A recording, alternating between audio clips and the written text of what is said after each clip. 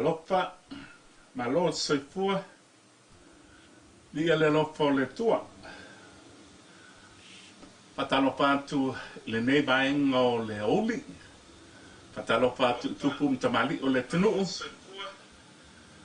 Ya, manatu lo mawat soifua la le. El malu tatu o tunuu. Patai le tua o mofo sama noa. Tatu te mafutai. Ya, pokana me faktoa mai le mo le seta le nevayaso. Tatu fasauni atu.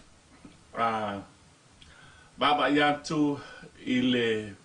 whaamatuina o le maliu o le tātou ali o Iesu Keriso. Io maua e sawa noa tātou te sawa i le ola e whaapapa. Whatalo pātu lai le so, pe lava o lo e maua mai ai, sawa noa fo i tātou whaasoa i le so, ia e maisi le fiongo pa ia le tua, ia ma le telo tātou pesenga,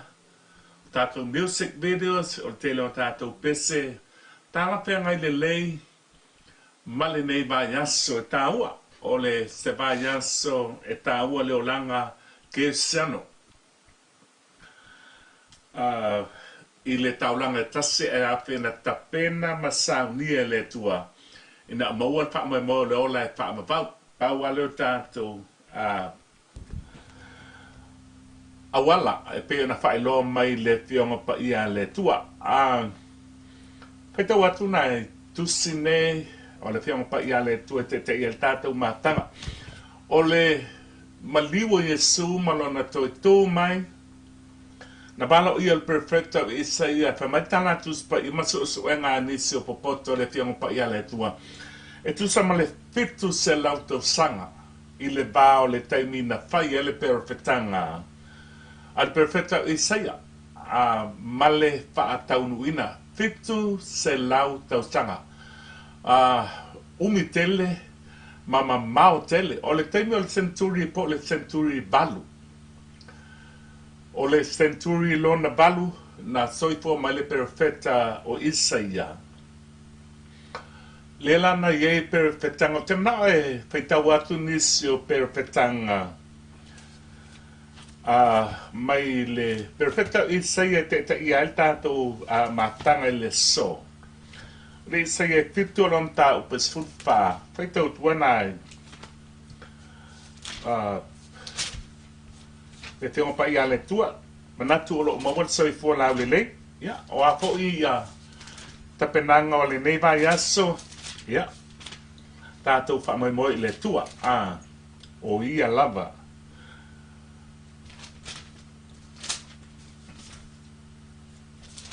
Mana tua i le nei e seta, ia. Le lofa malanga le lei o le tātou ali i paola. O le Isaia e fitu o lono pai upe se pulu ma le pā.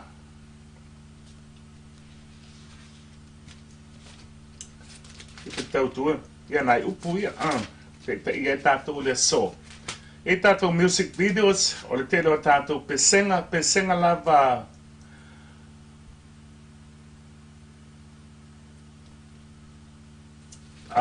patau le nei vaias e sai e fito lom ta o lom pa upas fulpa o lo iai upu ia o le mele tu ina mai iai le li lava le fai longa ia te o tau pa uta e tol tau pou ma whanau mai se tamatane na te whae ngoa fōi ia te ia o Emanuelu o lona winga wa ia te tātou le tua wa na bala ia mai lai pe no ta ua fitu sa lautau sanga le bao le perfetanga ma lona whaatau nuina le whai mai ia le perfeta o le mea le tu ina mai ai le li lava le whae longa ia te o tong pa auta e tol tau pou ma whanau mai se tamatane na te whaingoa fo ia te ia o Emanuel o lona winga wa ia te tātou le tua e le saia iba lona whai upo e ono a wa o whanau mai mo tātou le tama, ua fo ina mai mo tātou le atali, e lona ua le malo, e ngoa fo o ia o le sili ese, o le whaipule, o le atua malosi, o le tama o le whaavavau, o le alii ia o le file mu lea o le perofetanga le whanau mai, o lo tātou alii o Iesu Keriso, ia, ma le taimi lea na a fio mai,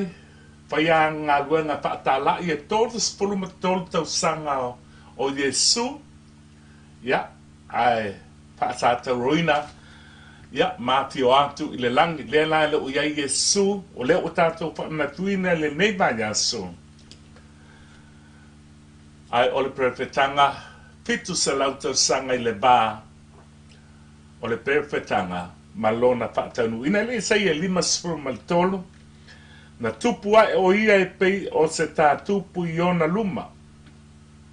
E pei o le pongai i le nuu na mati. E le au le lei pe la le lei o ia. Tamatus pa ia tātou vava ai a te ia le ai sona mātou o pie. Ina ia tātou mana na o ai ia te ia. Wa ino sia ma tuulafo ina o ia e tangata o le tangata whaanonoa ua masani fo'i maletinga. E pesa i walo ese mata ia te ia. Wa ino sia o ia ma ua la tau le manatua lava o ia. E moni wana tau abe o tātou tinga. Wana tau abe o tātou whaanonoa. A ua tātou manatu o ia ua taia ua fasia e le tua, ma ua whaatinga ina. A ua manua o ia, ona o a tātou solitu la fono, ua momo o ia ona o a tātou a mio leanga, o lea o a inga e while muai sa iona lunga lea, o ona whaalava lava fo'i, ua malolo ai tātou. O i tātou uma ua se tātou e pe o mamoe. Ua taitasi ma whaasanga i lona lava ala. A ua whaao i a teia e Jehova le ani o leanga o i o tātou luma. O i tātou uma. Na whaasaua aina o ia, sa tinga aina fo i o ia, ai le i tau tala mai. O ia, e pei o le tamai mamoe ua taitaina i a fasia, e pei o le mamoe fo i luma o e sele lona fulu. Ua whaalolongo o ia, a ua le tau tala mai o le vai asola le nei, tātou whaamanatuina ai, le tau langa e tasi ai ape, na saunia e Keriso Iesu, mo oe maa. Ia, tau ne ta pena, lo finangalo, lo loto, ta pena fo tātou uma, ina ia tātou maua le wha moe moe, ma le wha amnatuina, o le taulanga e tasi ai afe, na sauni e Keriso Iesu, o le alofa i ante oe maa, la sau ta penanga, pele ave e le nei, aso maliu o te manatua ai lo na lofa o ia le esa nga sala a sa pei o se tangata anga sala ina ia maua le wha moe moe o le ola e wha vavau ke loe tele tātou whai ngā lotu ese fo i mero o tātou tā poa iai a o le atua e toa tas o lona alo pele to tasi o lo ia te ia me uma o le ki o le langi male le lang o ia o le pa moi moi te mai Iesu le ia ne sulpa o a nei o le ala o pomoni ma le ola e le sa o atu se tasi te ma o le ala o pomoni ma le ola wa e talia le o pomoni wa e talia le li o le ola wa e talia Iesu o lo tu mai pe lo finangalo le nei ista le nei e seta o le tatalo lava ia whaia se ava noa e whaafia mai le li e fia mafuta ma oe na vala awina tatou, God has called us into a relationship with him. O se mafutanga. Ele o se lelo mafukanga loko nga le lotu ai la sapat every day. He wants to come into your heart and my heart. Fa mai e fio mai lo loto, ma lo loto. Wa a o mai le bala au. Ia o tangata le to tonu pe ona talanoa fo se stemi. O le tangata lilo i to tonu le ta ua apostolo. O le tangata I papo ma le tangata lilo le to tonu. Le tangata na le tau tala I el tuspa I el tele o taimi. Le tangata lilo le na. O lo o mana o le tua a o mai le pola anfin ngalo le tua e vala au mai ma o mai le aso le maliu ma le otu o le tangata tonu wale na le whaatadi mai ei le langi wai le al le tino le a le whamatus pa ia o le tino le a oti alu ile ele a tanu mi ai o le pale a pitanga e le tu mau a ole tangata lilo I to tonu. Lena manaba ia le tua le manaba ole na ua whai ele amatanga. Ole tangata lilo le na olo na o Iesu lena whama Iesu a niko temo a le koe whangau le tangata le na. Len paina e loa meo le malo le tua. Len paina e mala malama I meo le malo le tua toi whaatala whaatuai. Po kalame whaatomo le seta o le neiva aso lua. So lulu aso tofi aso fareile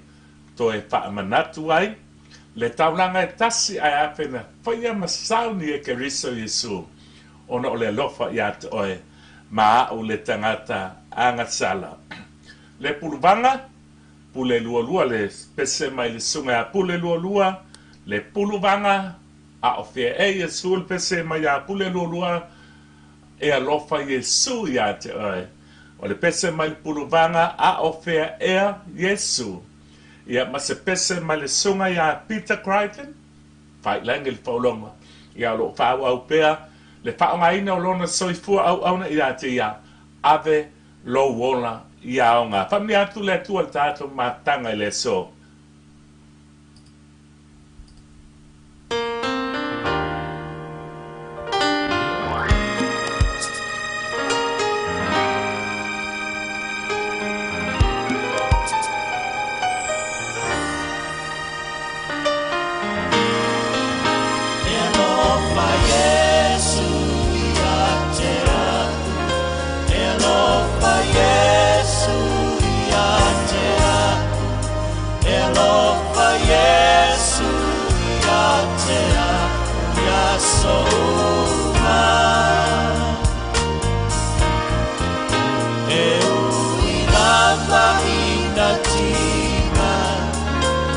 Taimi o na puanga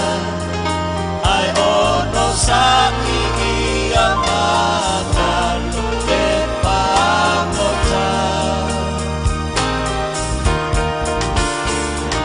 se ea sauba ai I lota tau ai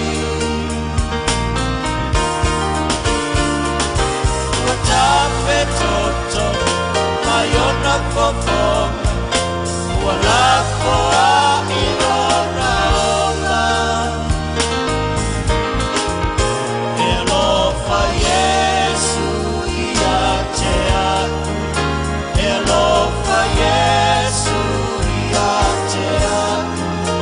Elofa Iesu Iatea,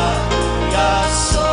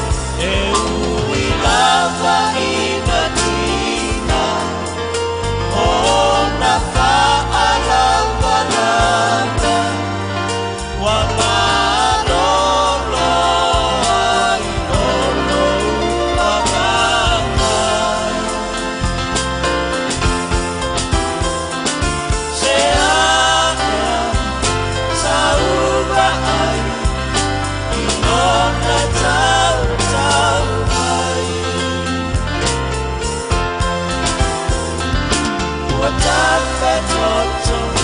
Mayona fofo Walako a ilona Elofa Iesu Iate oe Elofa Iesu Iate oe Elofa Iesu Iate oe Kasoruma Te ala lena mama iua Ilunga o kalevania Ina ia la letana tanga sana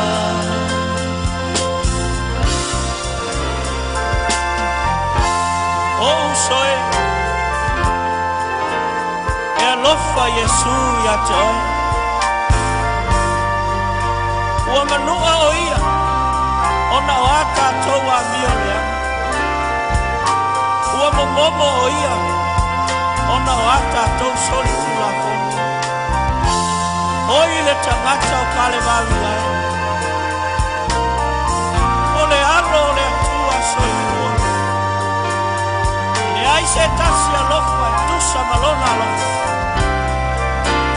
Wawa tukina atu e ia lona ola Sui ai ano mo Te aka Saunga ai Ilona tau tau ai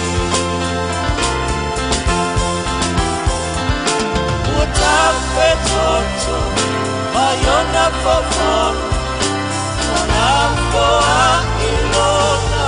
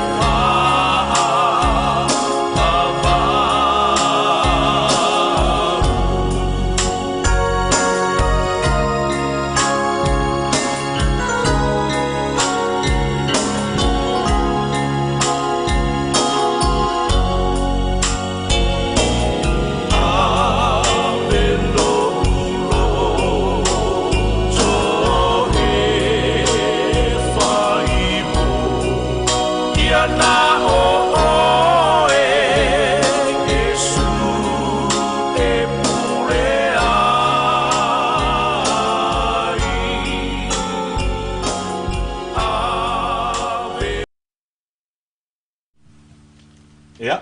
o ni pesenga ma le sunga ya Peter Crichton,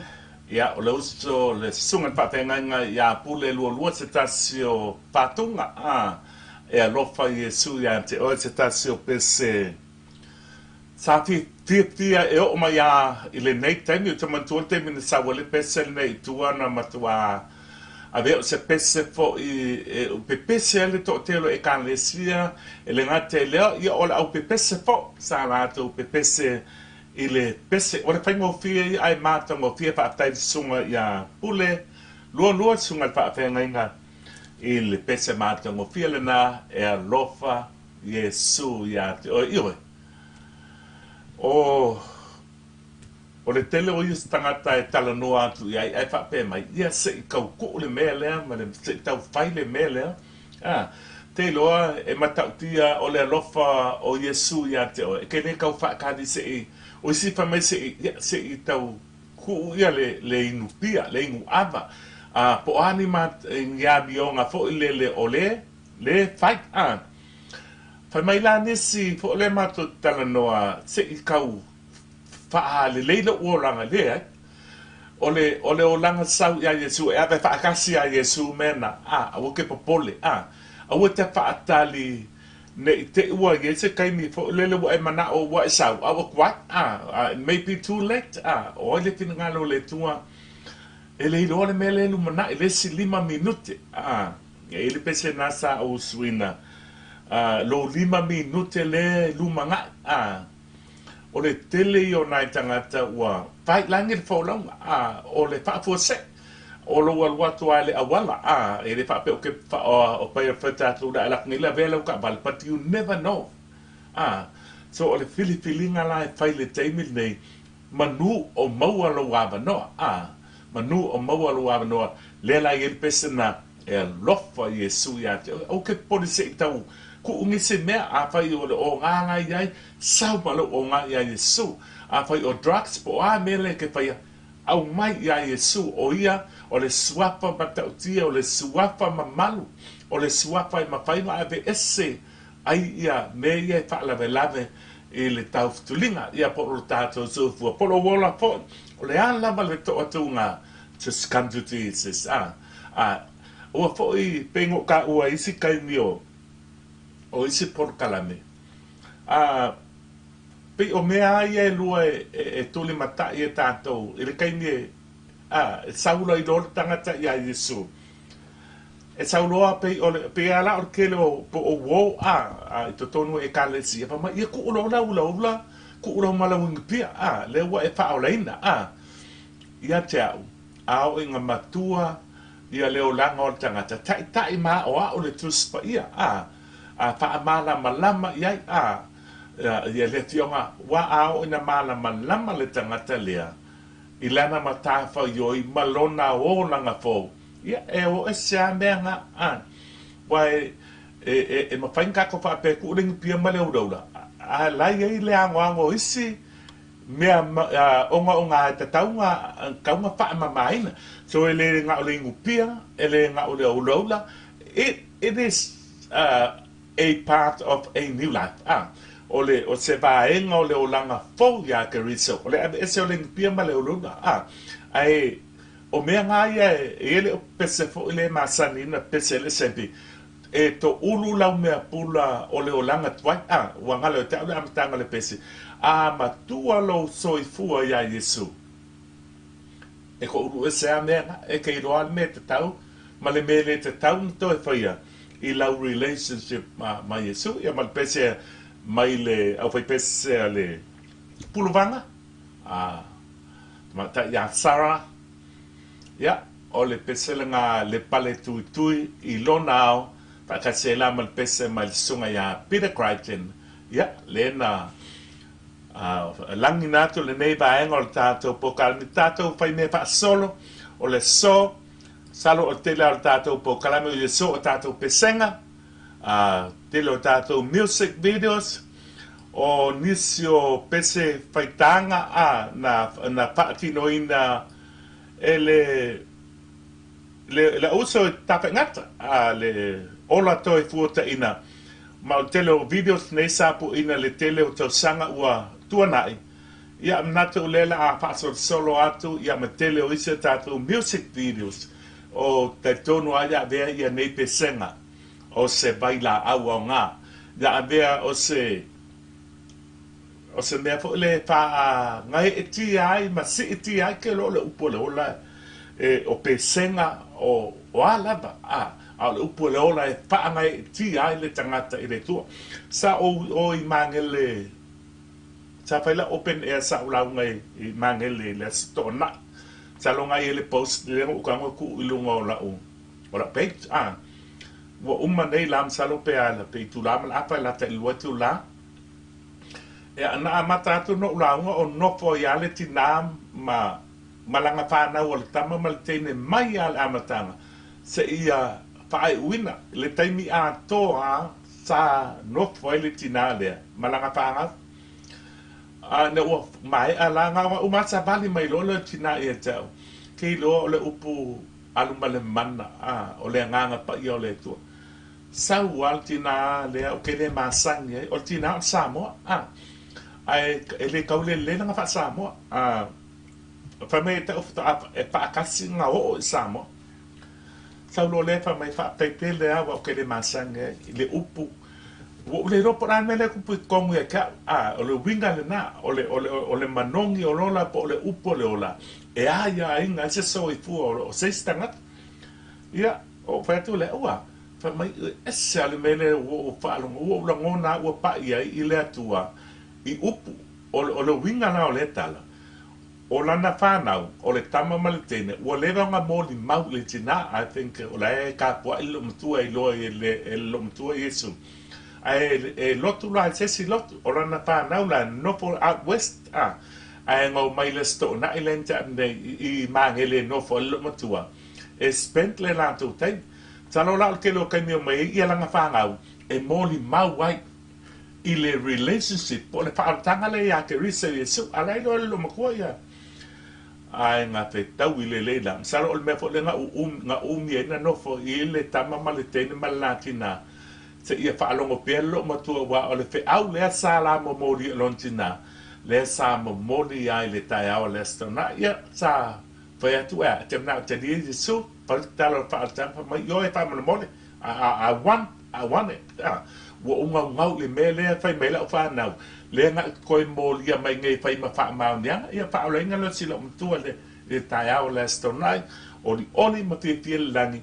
i le tangata e to atasi o Samoa o sorto le pese le se pesa tu sia o ta sanga ka nei mai o le tua o le lofa lavaia o le tua o le alofa lava ia o le malia i o le alofa o le tua winga o le tala o le alofa e le eisonga kua oi o le alofa e le se winga o le winga la winga ngakala e le pe o tato pe aka pe love of God the unconditional love of God e le eisonga tua oi e le pe o tato e se le alofa o le tua e se le alofa o kako e se le alofa o Samoa pe o le alofa o kako e se ne fai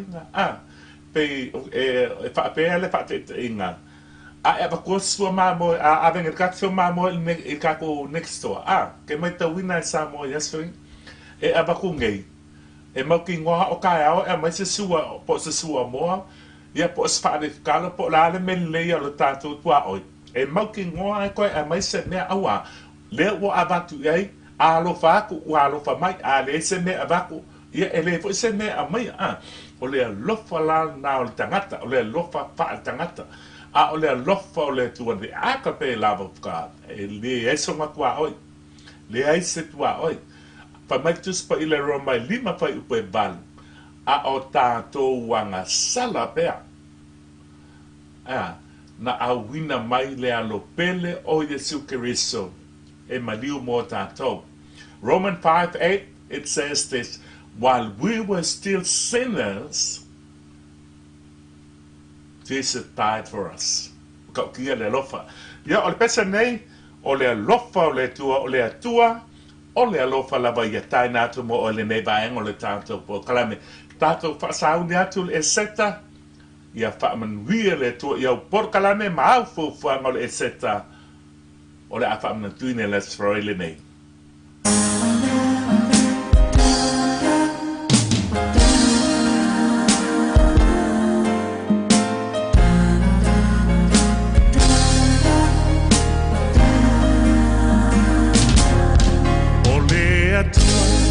Ole alofa la varia, o se alofa sili sili le mata utia, uaia au ina mai o lona lo, e tongi ola na sala ia manano. Na le pano se tasi a ia maua uma ole ola e whaababau ole a lopa lena ole atua na te le tu una toa ina ita ua ole alofa e ono sai e ana malu e le losi penita nita vale e le paa pepeteina pe ami o matana e le itango pia petu ua i le leanga Elesa ilia e Anna la bambia e pia pia i le paa maoni paa tua ma le paa moe moe a ole alofa ua sili lea mo oe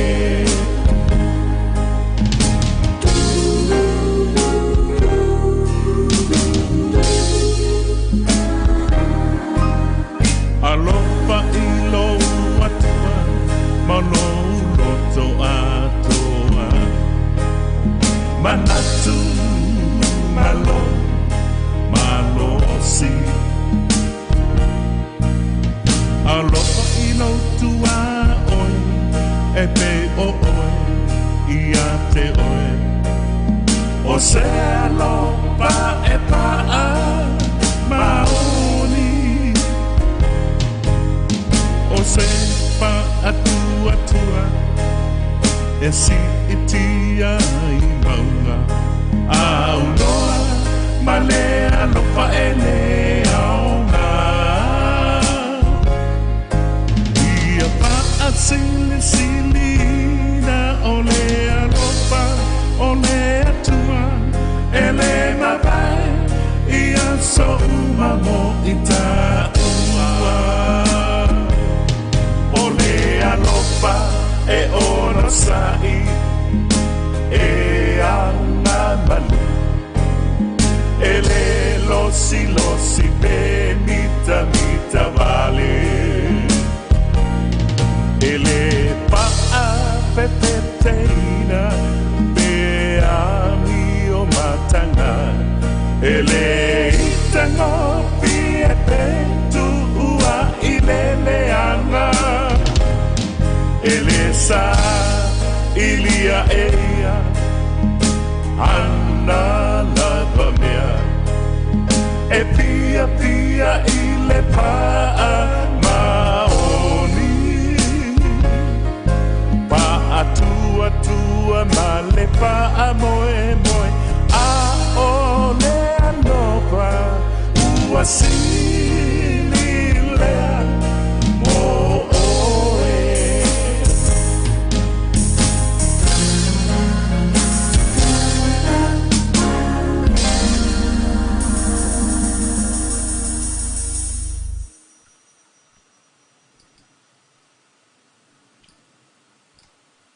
te tatu pese na tusia ia po tau sanga te wai pe a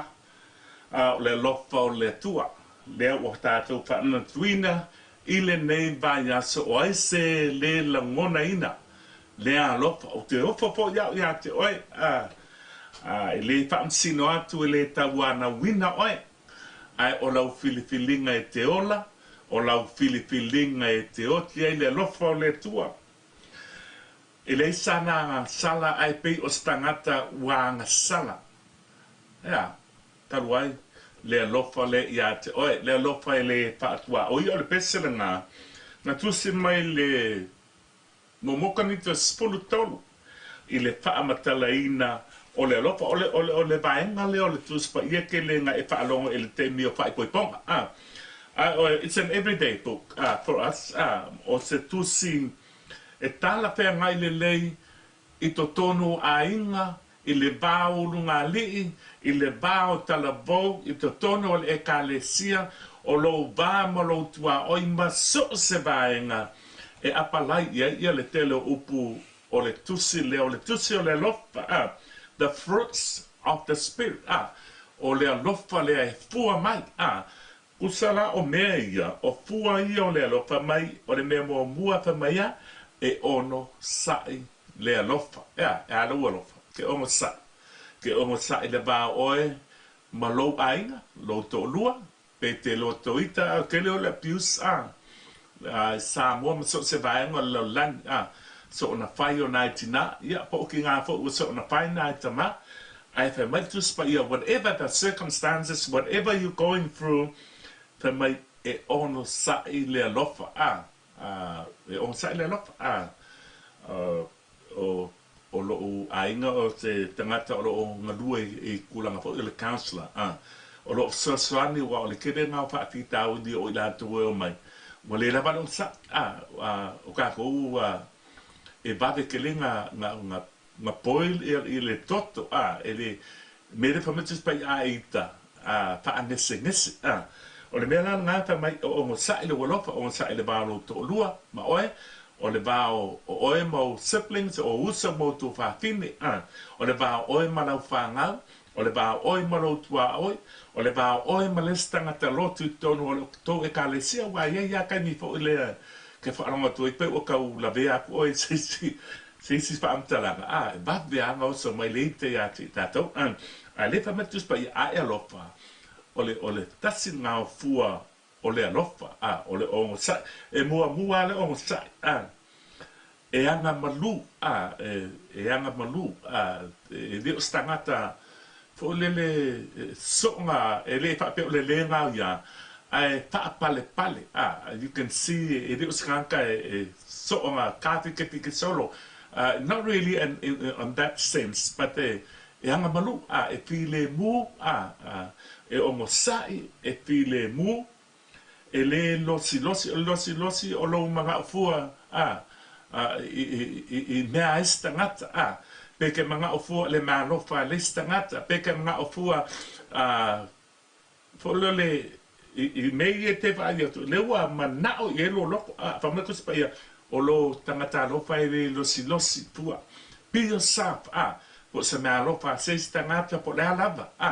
ai ua tofu tātou ma mea lofa mai le tua Famaya ele mita vale le alofa ele fa afeteina ele a mio matanga e ke lofa ya Iesu e lofa ya Iesu te le a mio matanga e ke le mita vale ele sa elia e ia ana lava mea e ke le nau sa idi nga o so le lei ma oe ma lo ainga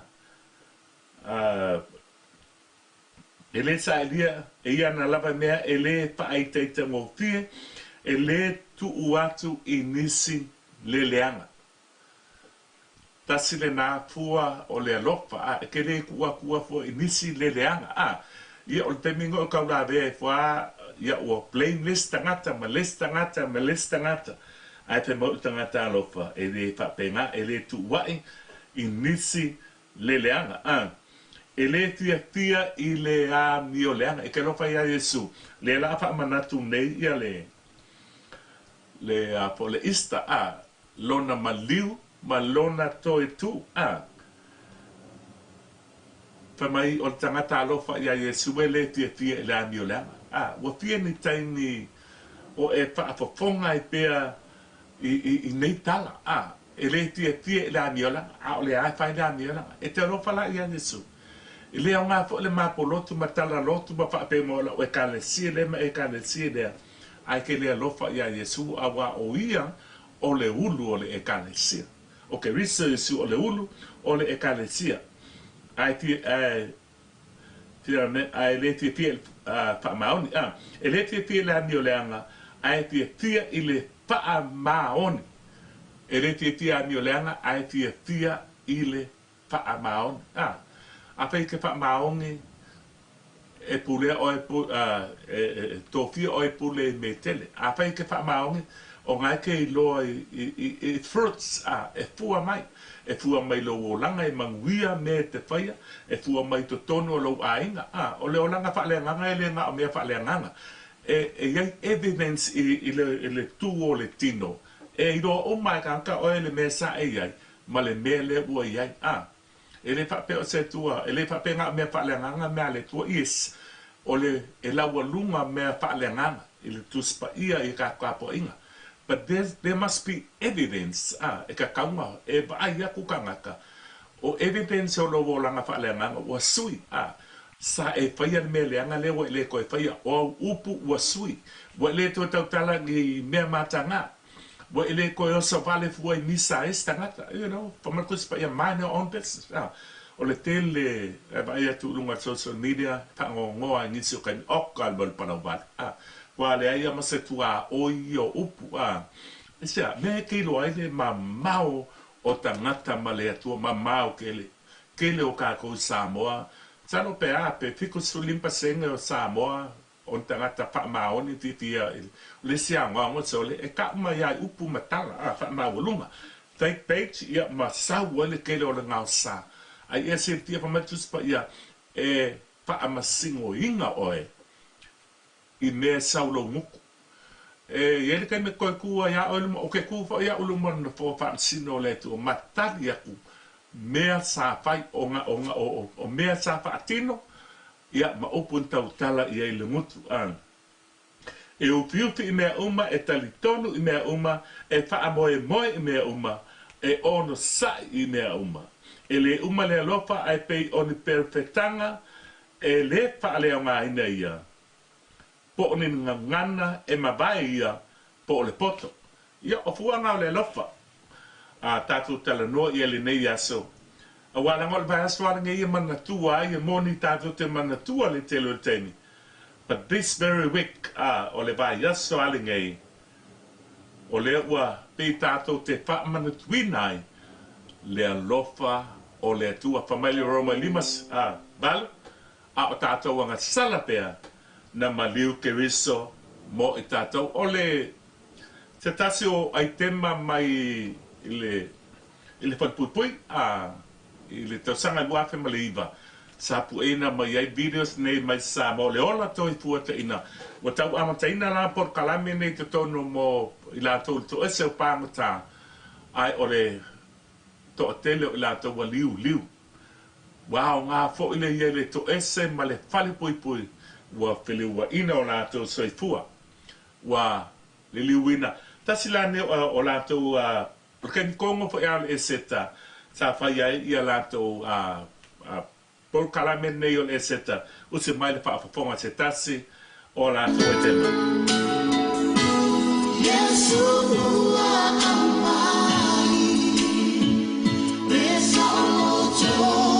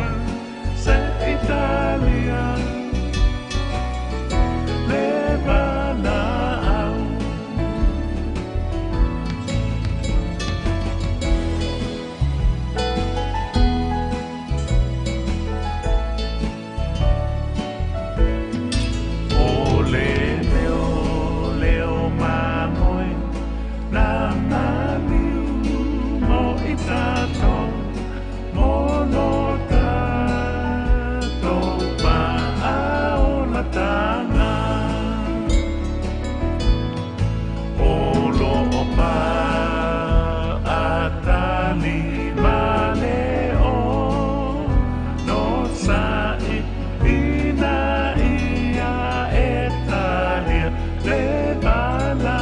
au anu e se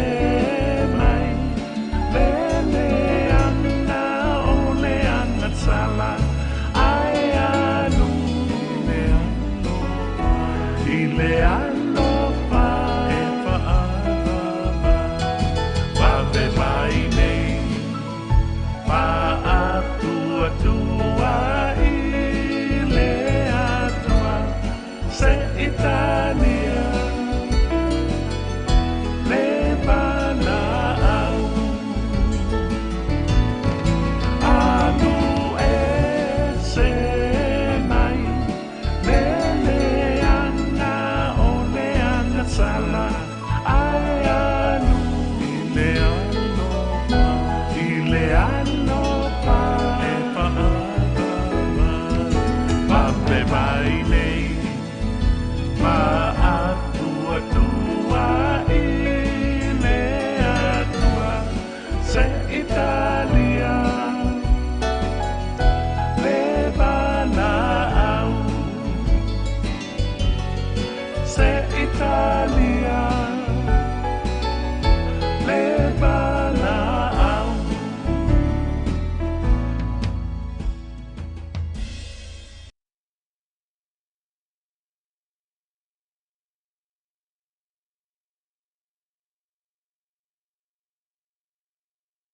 So I fuana au le the mountain na tai a o fa o lein tu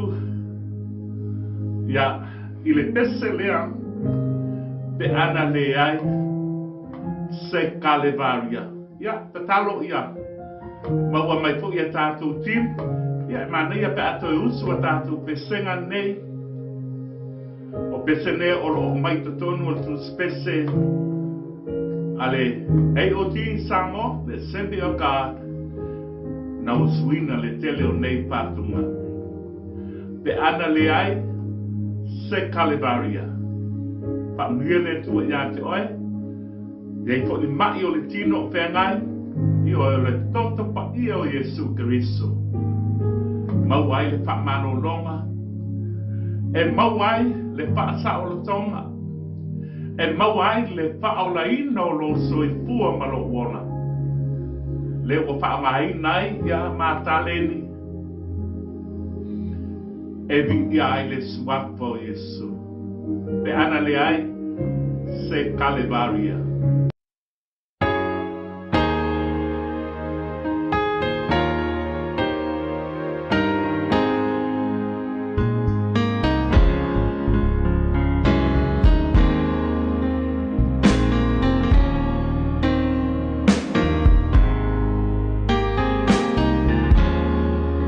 pe ana vai esa ili le tuai le lani ai le maua se tasi e loto iai le taunana e tasi samana o mia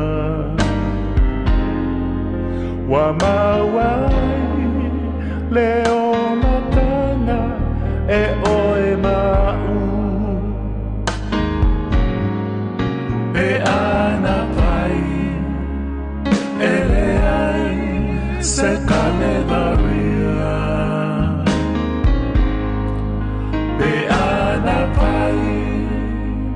e le ai se tauro pe ana le ai le paola o Iesu o ua leiloa no ua nganga e paavavau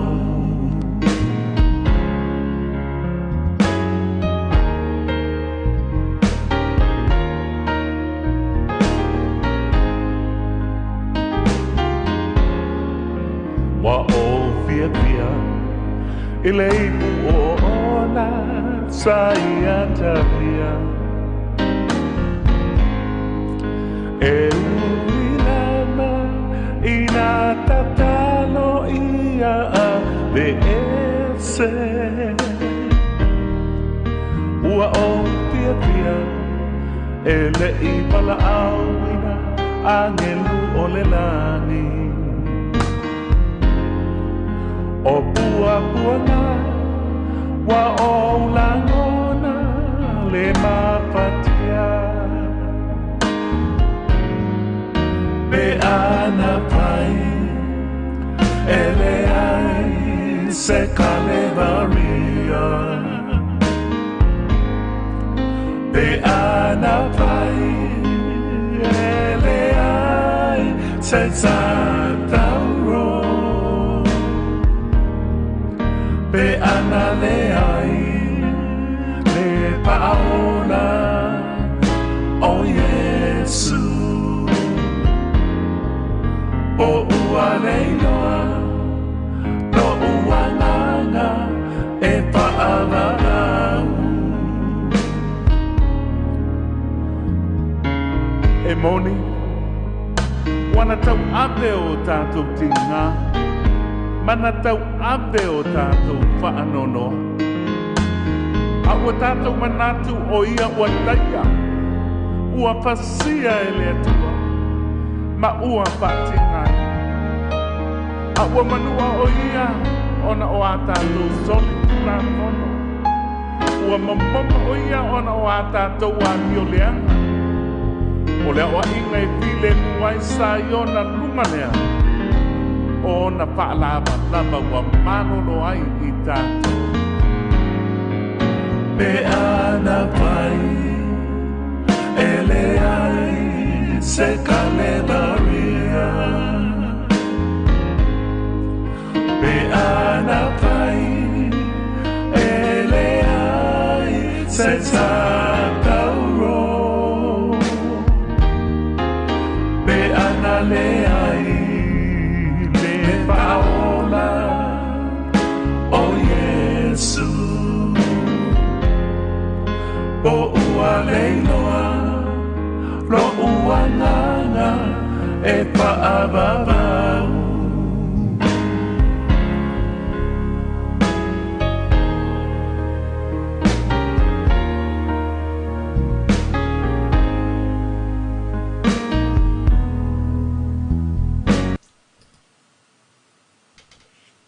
ia e toi patalong patu nei vaenga o le tātou mātanga le te atile nei o le aso lua le asfulima o le masina o a perila ia aso lulu astofi asfareili o le vaias nei ia o le aso maliu lea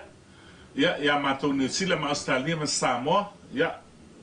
salo banganai Amerika manisi atunu o le laulangi ia o le ese tuai o tō I le aso e tas to e patalo patuai ia le tātou pokalamele nei o le o langa fōu ia Keriso Iesu te lo tātou pesenga o upu whaala I au o upu ma le fionga pa ia le tua o ai tema mai I nā yusa fo to ese ia pi o nā le vai te tonu ale o le rua ma le iwa lua te ma balu pea na amatai la por kalamele nei o le o langa fuata ina I tono le fale pui pui I tapa ngata la lea ai le tuina tu o tan malala I le no whangala o iei fale pui pui le e tātou ai tema pe ona tuina tu I le so ia pa moe moe o I lātou uma iei to tono le to ese o to tele o I lātou wa o mai tua I lātou ainga wa liu liu wina le soifua le mana o le tala le lei Pai so ala kala lea a pai o le te lotu a tu mawalo soifua le mekas. Ele I tele I ila al tala lele. Awa al kankai le ila. Ele ia se swinga. O le peu ata linga. Ele I o le upo le tua I tonu I le ake whaalongo iai. Whaalongo I sa umala unga tofu I te au. Ia po whelawanga te tāpua I. Le te whaalongo pea. O le fua mai lao me I te whaalongo ai. Le mai lo soi fua. A whai keri o wo pepese. Te leo o clients ia so ia sa mātou ngā lulu e whatasi I le whatpo I pese le sa whai au kilani New Zealand nei. tele i ona Iesu ia le te ro to ke ba ko mata mal tele o tai mitato po kalam ia wa suia po lo langa ma o se vaenga o lo langa le sa fai tonu le business e so soni il matu ainga mo si fia to tele le tonu ke de ro pe fa tula ta fino ngai lungai ai sa manga lue ma matu ainga lo po se taso e kalesia sa mo o le kalesia lo new life i oneanga sa yele lotu pero lo matu to tele matu sa yele kalesia pita yana o le si po sa o moe a fa ale le tu e ate o tu le lotu o tala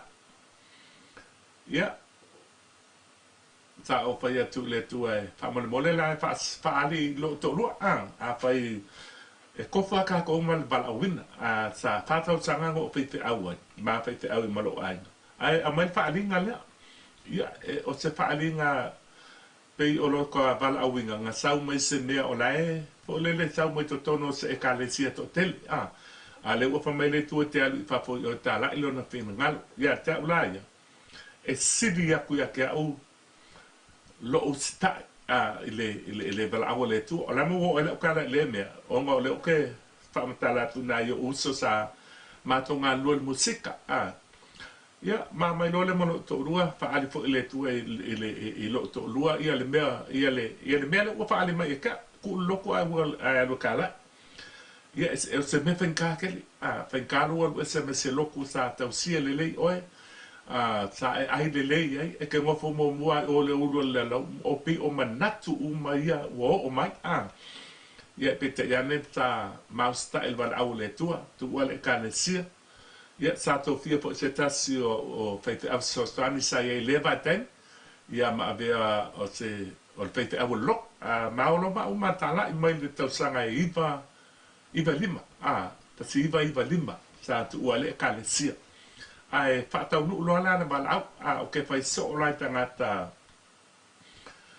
fai se fa alinga mai le tua wo ele popole ai me uma nothing matters wo ele popole fo ila me ai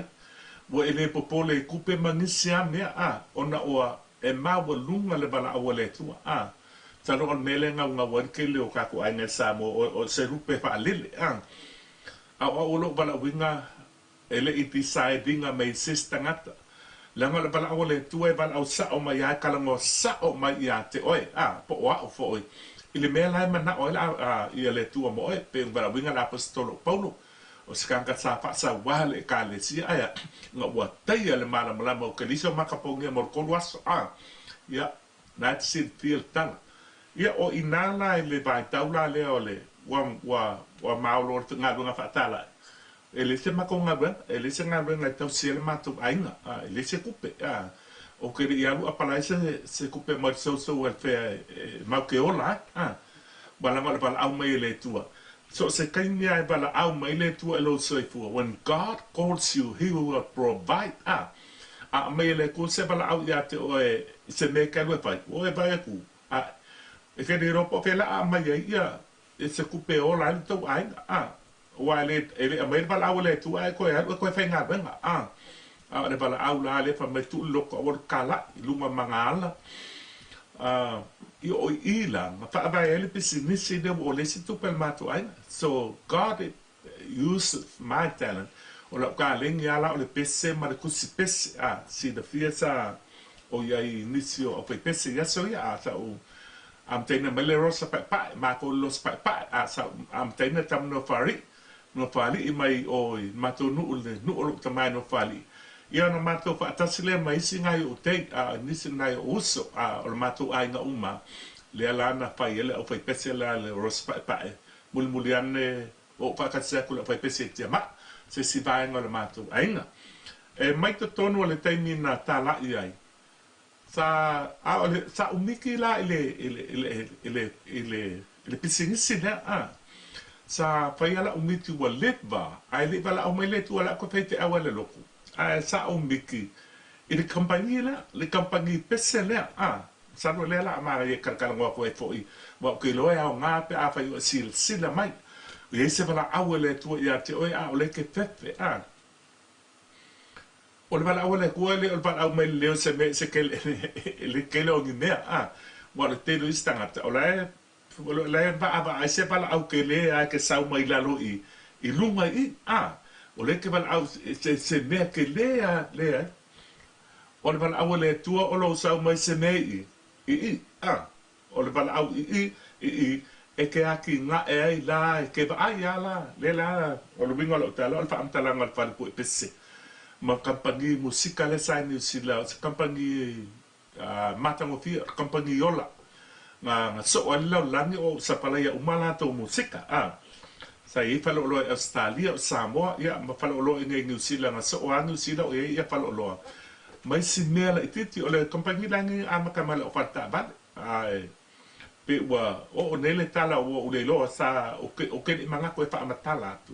au te lo apa yo mai mo mai te lo au nga ya te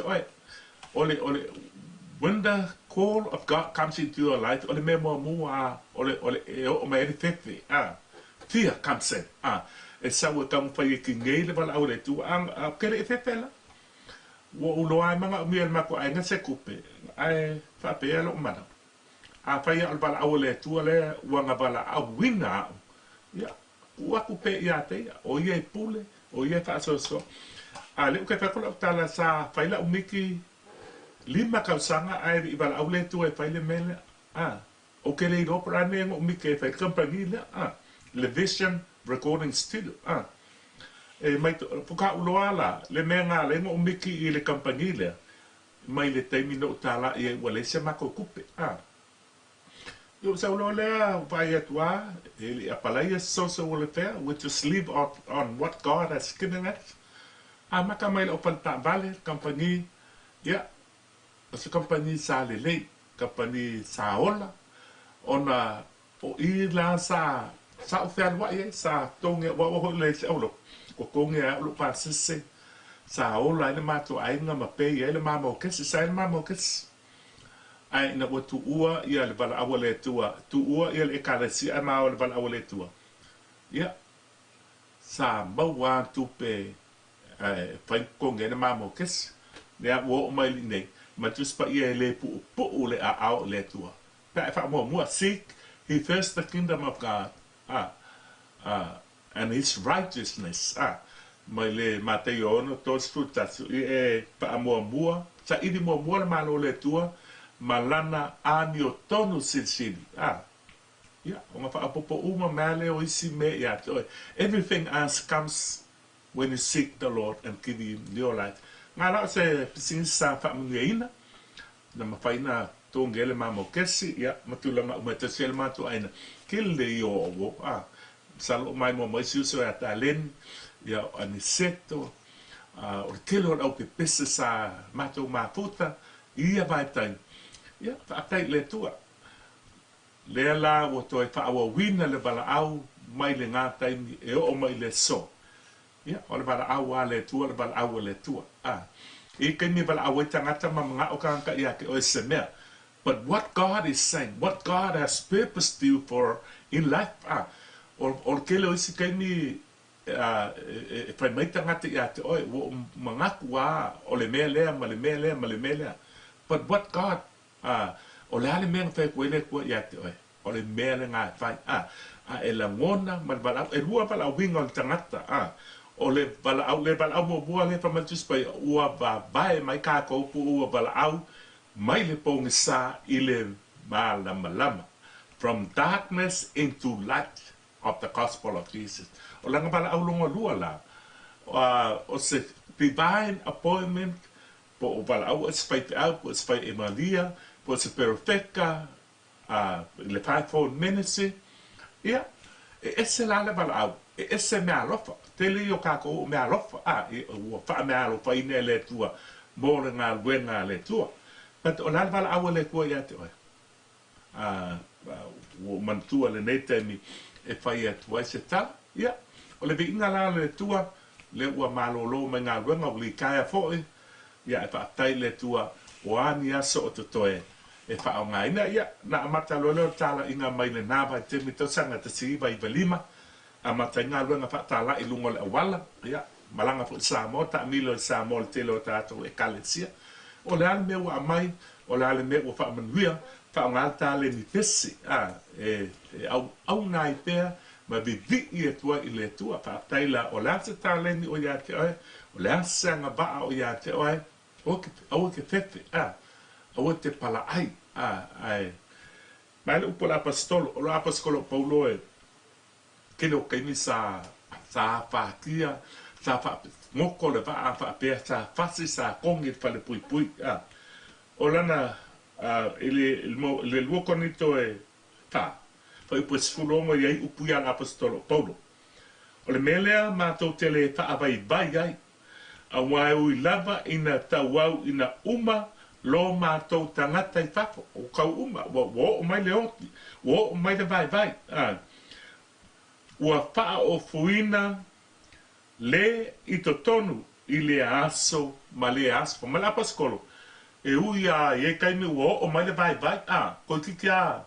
ai famelian le tala apostolo o le o i totonu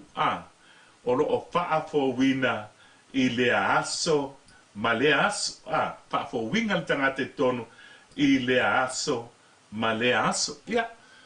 lo ainga lo tamalo usam lo ko finga ngaya wo le tala le lei na ya wo fai te au le telo e kalesia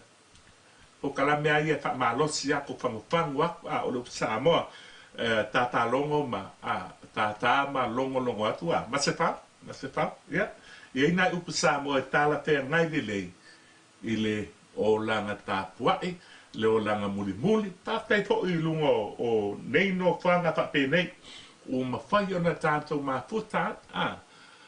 mo fai ona tatou fei loa e tasa la launga fa malosi ya tau fa maos lo uso mal to fine tatou baba ya tu fa na tuina le seta o le nei ba ya so po ya wa e manatu mai ai pa manui atu le sauni atu o le pa mantunga o le seta o le neto sanga fiosu atu le peselea o ai wa e manatu mai ai se pensa sa o tu si e to sanga tanuai pa mai tala tu spa ia e moni wana tau abe o tātou tina o tātou paanonoa a ua tātou manatu o ia ua fasia ele atua ma ua paati ngaina a ua manu a o ia ona o a tātou sori tuna kono ua momomo o ia ona o a tātou ami o leana o lea o inga i pile muai sa i ona lunga lea o ona whaalava lava po tua malolo ai i tātou panguele tua papaya sa pilinga mo Iesu tu ai te ilonga la alu Iesu le Nazareta na malimo au ma o po ai Iesu ile tele o lo walofa ua paasa o loto ai ika sano popolonga Iesu paapetai o ai ea ua manatu mai ai Angafo i olo walofa se a ea o te taui atu mai Ave atu i alotao e mai mau polonga Iesu olo ua liki o la ulea ta utinonga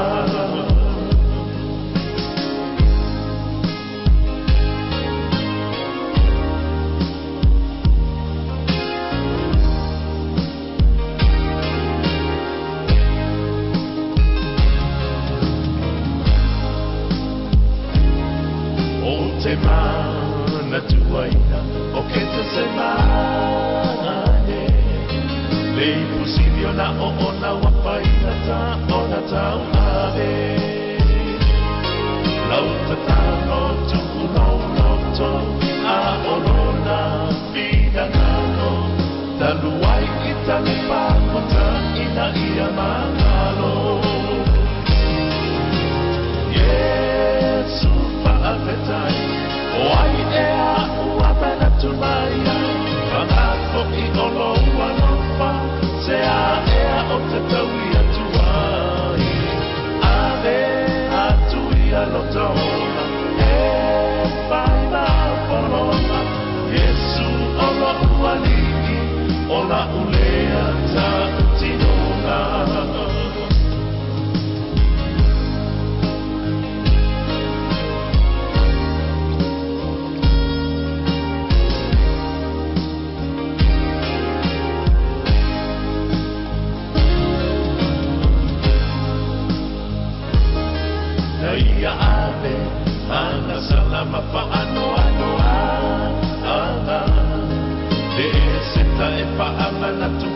so o se tau sana Samoa no ua tunu uke te leo la mona ina le matui tui malatinga nai a tau a meina Iesu whaapetai o ai ea ua manatu mai ai Manga poki o lo ua lopa se a ea o te taui atu ai Ave atu ia lo taola e pai mau polona Iesu o la ua liki o la ulea ta utinonga Iesu whaapetai o ai ea ua manatu mai ai Manga poki o lo ua lopa se a ea o te taui atu ai Ave atu ia lo taola e pai mau polona Iesu o la ua liki o la ulea ta utinonga Iesu o la ua liki o la ulea ta utinonga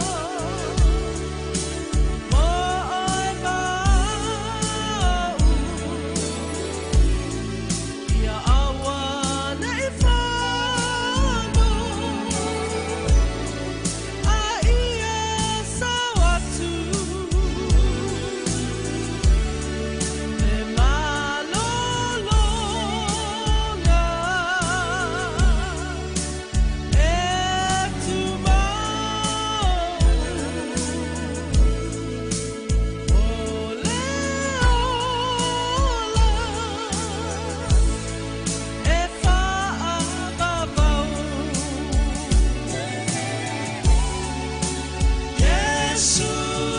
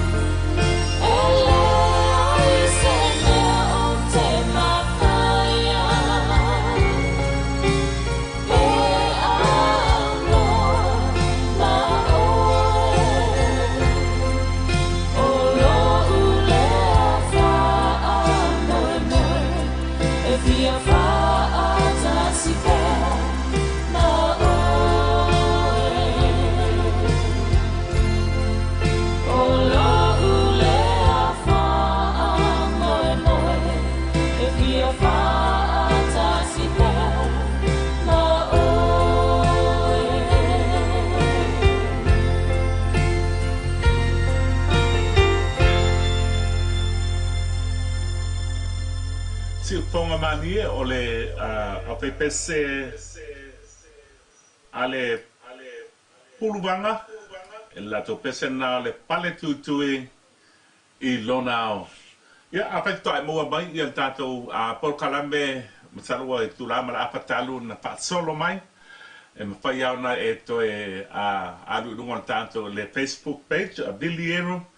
to e mai boina le por kalame ato e nisi foi o pufa malosi o tautinonga o pufa lai au a mese foi ia nga e tema mai le tapa ngata I temila o I tapa ngata ia le por kalame le toi pa aula ola la to o e pat pui pangata le ba temi o le video na puina I le lua te maliva ia mo so ava no to e fo ia ne ia e mai mo ia ni to tele ni so la to wa fa le liu wino la to wola mo Keriso Iesu ia ma to te fo mani so la to wa fi le li pe o le unga tonu le o le fa mo o le tala ina o le finangalo ia suia le olanga o tangata e le o sui o isi kai mi wanga o suia le lotu ai le suia le olanga it's mainly God. It's our relationship o ka ko mafutanga ma Keriso Iesu I leo langa ua suia wa liali e Keriso wa e tautala mai wa le se fa maulunga wa le se lota palapala po loto ele lea a o le loto ma fa matus pa ia nga tangata ma le loto na te lo atu le tu o to tangata la ma loko ele kaukala I fa ole ele tautala I ni mese ele tautala e pa leanga matu I lalo le siusu ala tonu ana o lo pa amtuine le bias nei le maliu male to tu mai Keriso I le asotolu o nga mo ko ma I o tina ma lo tina ma lo fai o faiva ma lo to pitola o le kelo story ai ba ia tu news ma so se me story ma nga ia me tu tupu tina na sawaina ma so na fai ia fa mtalanga to tonu ainga the abuses ai fa malo o lo to pitola au angalei o ko ka iru ia le tio ma fai ia tamu ba ku le ku le fa ma wa fai me uma le when he made man he said it is not good for a man to be alone ia kama orti kama orti tam alo fa le to lua tau si ai lau tau tino fo le lua fa pui ponga okay lo fa ke kausi pe le aso pe keling me pe le esi me le matiba le malo lo mai kausi ai o le me ke fuai e ko e fua mai ia toi fam nu atu le seta o le sfarile ne la tone lo tato proclame wa vave tu inatu ia mo tapenanga fo I o le eseta le ne tau sama ia famniatu le tua I le eseta o le alumana ne le so faleide ia e mantua le lofa o le tua o famatus paia au tato wanga sala na maliu na awina mai le alo pele o le tua o Iesu Keriso ia tato maual fa mo o le ola e fa bauto e tainato tato pese le e alofa Iesu ia te oe le pale tuitui ave lo wola ia nga ia sunga a pule lua e lofa Iesu ia te oe le pale tuitui mai le puluvanga ia ka iwatu tato pokalame le sunga ia Peter Crichton mai lo wola ave ia Iesu ave lo wola ia nga fa mi atu le tua e fa to pa tuai fa mi tele lava ia le esete o le nete o sama ia take care look after pai fa le ia so ainga mal fa nau por kalame po mo fo fango le esete so mai fa fe ngaila na i wo fo i ona a ele o tala pa auto ele finangalo le tua malo molo to pitola au pa pai fo pai o pai ba il val a wina o vala o lia o la no tute e kaletsia o le ase me o e ngalua e tonu le kaletsia mai khus pa ia fai e tele au na stangata kele au na skanka e fai o lo e au na ia i so familiatu ia le ista le seta pa so foina o lo to o na nei Vili le lua Ieru. Pa o matu tato po kalame tato pese e tolu. Ai mai a te rei, pa to pa so foina.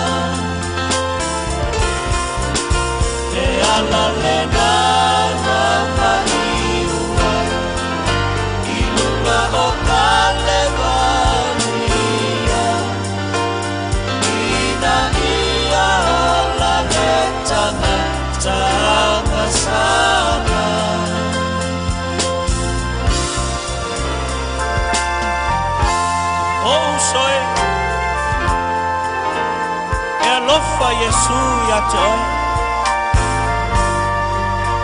Ua manua o ia. Ona o ata toa mio lea. Ua momomo o ia. Ona o ata tau soli tula fono. Oi le tangata o kale wawi ai. O le ano o le atua soi mua. Le ai se tasi alofa e tusa malona alofa. Wawa tukina atu e ia lona ola. E sui ai ana wa. Saunga ai. Iloma tau ai. Ua tape toto. Maiona fofo. Manampo